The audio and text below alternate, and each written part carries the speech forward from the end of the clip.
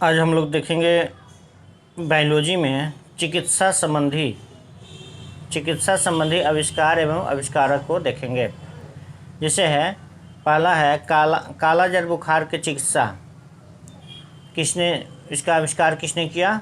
तो यूएस ब्रह्मचारी ने। पेनिसिलिन की खोज किसने किया, यानी पेनिसिलिन का आविष्कार किसने किया? अलेक्जेंडर फ्लेमिंग ने किया। होम्योपैथिक चिकित्सा का आविष्कार किसने किया? हैनीमैन ने किया। बैक्टीरिया का आविष्कार यानी खोज किसने किया? तो ल्यूवेनहॉक ने किया। एस्प्रिन की खोज किसने किया? तो ड्रेसर ने किया। टेरामाइसिन की खोज किसने किया? तो फिनले ने किया। टेरामाइसिन की खोज फिनले ने किया।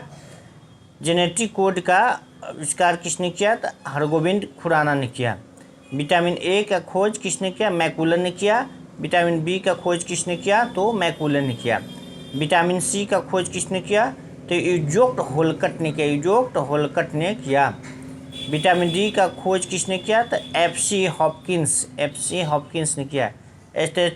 स्टेथोस्कोप की खोज किसने किया? तो रैनलैंगनक ने किया था। इसके बाद सिफिलिस की चिकित्सा का आविष्कार किसने किया? तो पॉल एरिक ने किया। इसके बाद हैजे के टीके का आविष्कार किसने किया? तो रॉबर्ट कोच ने किया। डीडीटी का टीका का आविष्कार किसने किया? पॉल मुलर ने किया। इसके बाद बेरी रोग की चिकित्सा का आविष्कार किसने किया? तो आइजैक मैन ने किया। चेचक के टीके का आविष्कार किसने किया? तो एडवर्ड जेनर ने किया। एंटीसेप्टिक सर्जरी का आविष्कार किसने किया? तो लॉर्ड जोसेफ लिस्टर ने क्या किया? एंटीसेप्टिक सर्जरी का आविष्कार किया। हाइड्रोफोबिया की चिकित्सा लुई पाश्चर का आविष्कार किसने किया? लुई पाश्चर ने किया। मलेरिया की चिकित्सा का आविष्कार किसने किया? डॉक्टर रोनाल्ड रॉस ने किया था। पोलियो के टीका का आविष्कार किसने किया? जॉन ई शाल्क ने किया। विटामिन की खोज किसने किया? तो फंक ने किया। सल्फर ड्रग की खोज किसने किया? तो डिमैग लिखा जाता है, डिमैग या डमैग। तो सल्फर ड्रग की खोज जी डिमैग ने किया। स्ट्रेप्टोमाइसिन का खोज किसने किया? तो बाक्समैन ने किया। इसके बाद हृदय प्रत्यारोपण की आविष्कार किसने किया? तो क्रिश्चियन बर्नार्ड ने किया।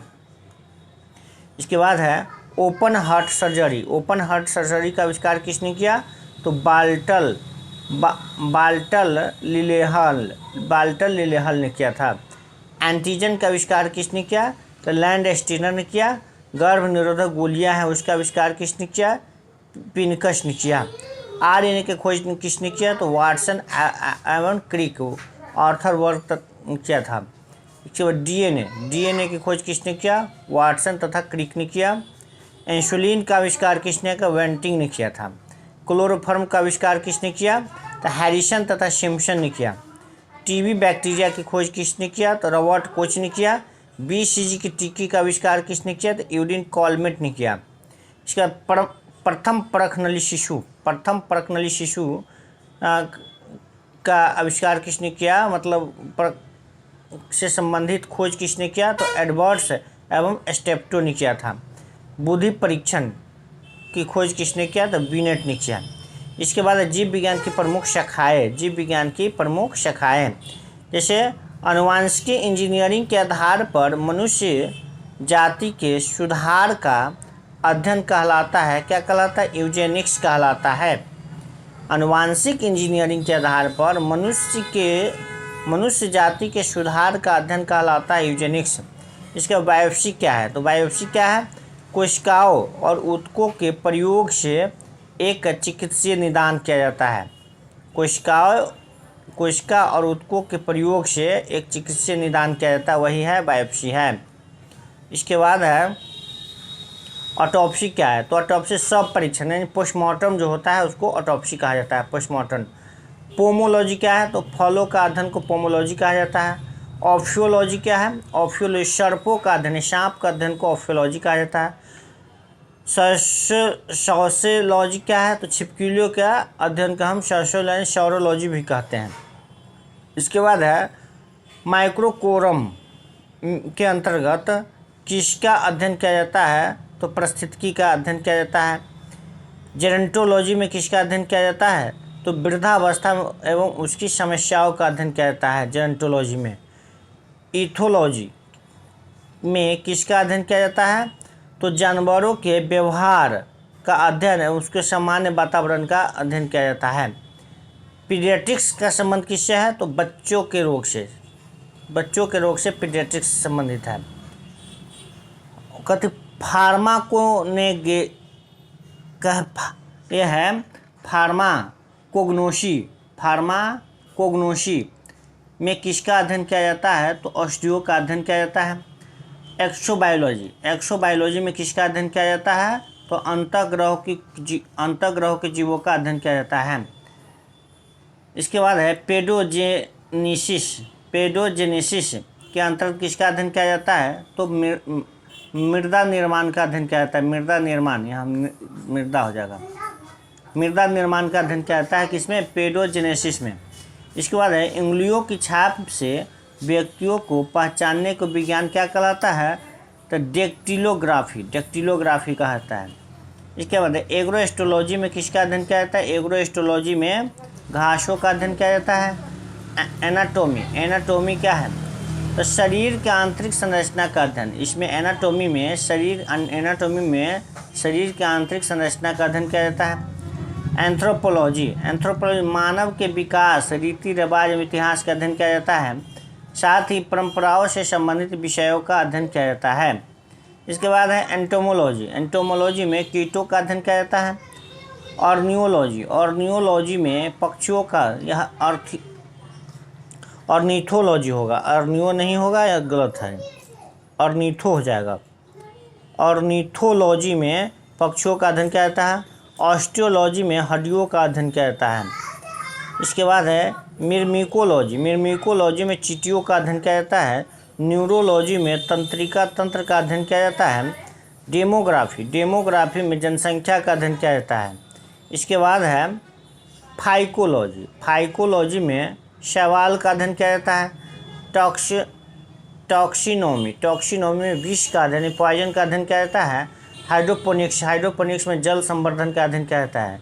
एथनोग्राफी में मानव जाति का अध्ययन किया जाता है। ओडोंटोलॉजी में दांतों का अध्ययन किया जाता है। इसके बाद स्वास्थ्य की देखभाल करने वाले स्वास्थ्य के विज्ञान क्या कहलाता है? तो हाइजीन कहलाता है। इसके माइकोलॉजी में कवक का अध्ययन किया जाता है। हिस्टोलॉजी में ऊतक का अध्ययन किया जाता है। एंथ्रोलॉजी में पुष्प का अध्ययन किया जाता है। डेंड्रोलॉजी में वृक्षों एवं झाड़ियों का अध्ययन किया जाता है। इक्थियोलॉजी में मछलियों का अध्ययन किया जाता है। इसके बाद है पालन पोषण द्वारा मानव जाति के उन्नति का अध्ययन क्या कहलाता है? तो यूथेनिक्स कहलाता है। कोशिकाओं में जीन, आरएनए एवं प्रोटीन श्रृंखला में परिवर्तन करके मानव जाति की उन्नति का अध्ययन क्या कहलाता है? तो यूफेनिक्स कहलाता है। इसके बाद है कैलोलॉजी मानव सौंदर्य का अध्ययन किया जाता है। कैलोलॉजी में मानव सौंदर्य का अध्ययन किया जाता है। यूरोलॉजी मूत्र एवं वृक्क संबंधी विज्ञान का अध्ययन किया जाता है यूरोलॉजी में। इसके बाद है महत्वपूर्ण शोध संस्थान एवं संगठन। जैसे राष्ट्रीय डेयरी विकास बोर्ड की स्थापना 1965 ईस्वी में हुआ, लेकिन कहाँ हुआ?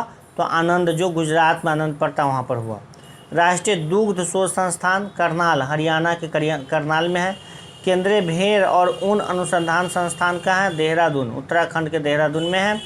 केंद्रीय पक्षी अनुसंधान संस्थान इज्जतनगर, उत्तर प्रदेश में। केंद्रीय भैंस अनुसंधान संस्थान हिसार, हरियाणा में।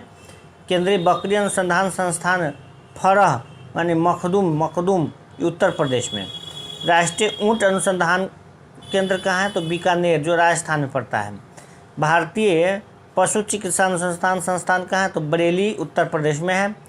भारतीय लाह शोध संस्थान कहाँ पर है? तो रांची में है। राष्ट्रीय गन्ना प्रजनन संस्थान कहाँ है? तो कोयम्बटूर, तमिलनाडु में है। राष्ट्रीय सोयाबीन अनुसंधान संस्थान कहाँ है? इंदौर, मध्य प्रदेश में है। इसके बाद है केंद्रीय एग मार्क प्रयोगशाला कहाँ है? तो नागपुर में है, महाराष्ट्र में। भारतीय मसाला अनुसंधान संस्थान कालीकट यानी कोझिकोड, केरल में है। इसके बाद भारतीय कृषि अनुसंधान संस्थान ICAR की स्थापना कब हुई? तो 1929 ईस्वी में पूसा और नई दिल्ली में। भारतीय भारतीय खाद्य निगम की स्थापना कब हुआ? तो 1965 ईस्वी में हुआ था। राष्ट्रीय राई सरसों अनुसंधान केंद्र कहाँ है? तो शेवर भरतपुर राजस्थान में है। इसके बाद केंद्रीय शुष्क जोन अनुसंधान संस्थान कहाँ है? जोधपुर राजस्थान में है। एम्स का पूर्ण रूप क्या होता है? तो all India institute of medical sciences होता है। इसके बाद है ICAR research complex for the north eastern hills region कहाँ स्थित है? तो उगियान शिलोंग मेघालय में है। ICAR द्वारा संचालित विवेकानंद पर्वतीय कृषि अनुसंधान संस्थान यानी VPKS कहाँ स्थित है? तो अल्मोड़ा उत्तराखंड में है। ICAR यानी Indian council of agriculture research की स्थापना हुई। तो दी सोसाइटी रजिस्ट्रेशन एक्ट 1860 के अंतर्गत the royal commission of agriculture की संस्तुतियों पर 16 जुलाई 1929 ईस्वी को पुनः संगठित 1965-1973 इसको हुआ। सेंट्रल एग्रीकल्चर यूनिवर्सिटी की स्थापना कब हुई? तो 26 जनवरी 1993 ईस्वी को इम्फाल में मणिपुर में। National academy of agricultural research and management यानी NARM कहाँ स्थित है? तो हैदराबाद आंध्र प्रदेश में। इसके बाद सेंट्रल इंस्टीट्यूट फॉर सब ट्रॉपिकल हॉर्टिकल्चर कहाँ स्थित है? तो लखनऊ उत्तर प्रदेश में है।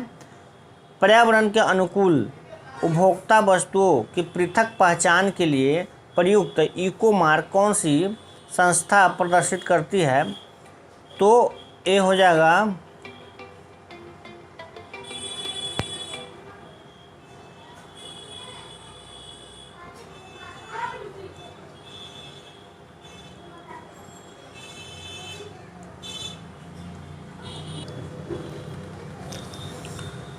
पर्यावरण के अनुकूल उपभोक्ता वस्तुओं के पृथक पहचान के लिए प्रयुक्त इको मार्क कौन सी संस्था प्रदर्शित करती है? तो भारतीय मानक ब्यूरो प्रदर्शित करती है। नेशनल फिशरीज डेवलपमेंट बोर्ड कहाँ पर है? तो हैदराबाद में है।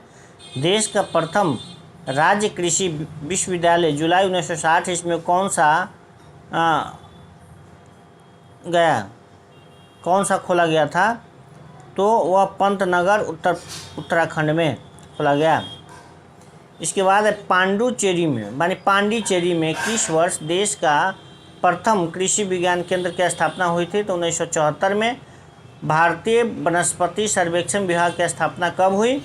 तो 13 फरवरी 1880 ईस्वी को मुख्यालय मेघालय में।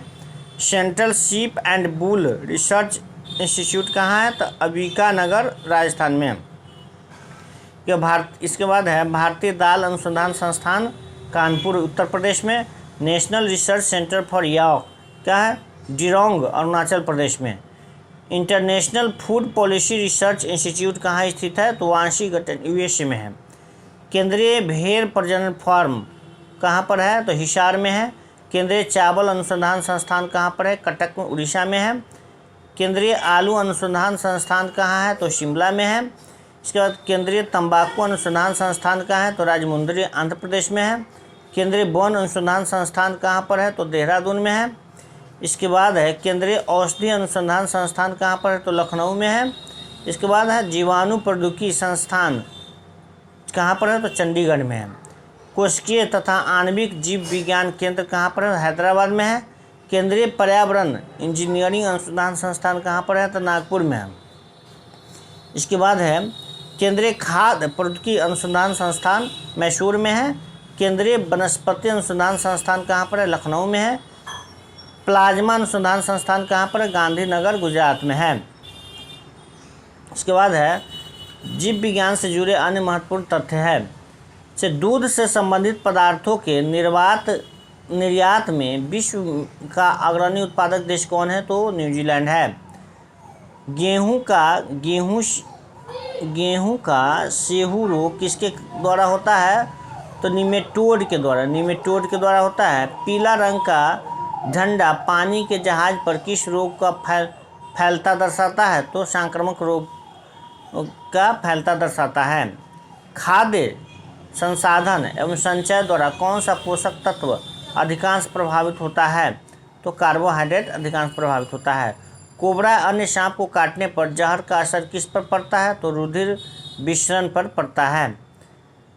इसके बाद है चील कैसी पक्षी है? तो द्विनेत्री यंत्रमय वाला पक्षी है, द्विनेत्री यंत्रमय वाला पक्षी है।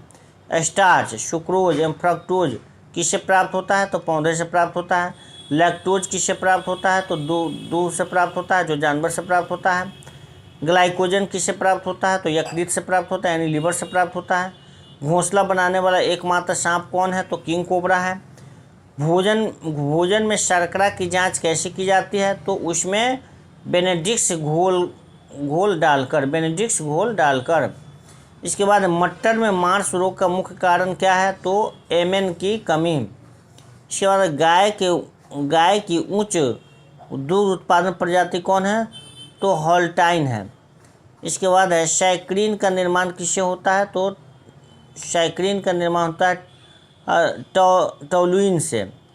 इसके बाद है किसी व्यक्ति में विद्यमान कुल जनिक द्रव्य को क्या कहा जाता है? तो जीनोम कहा जाता है। इसके बाद है शक्कर को ग्लूकोज और फ्रक्टोज में हाइड्रोलाइज करने वाले किण्वन एंजाइम को क्या कहते हैं? तो इन्वर्टेज कहा जाता है। जैव आवर्धक से क्या तात्पर्य है? तो उत्तरोत्तर पोषण स्तरों पर जीवों में पिरकनाशियों की मात्रा का बढ़ना।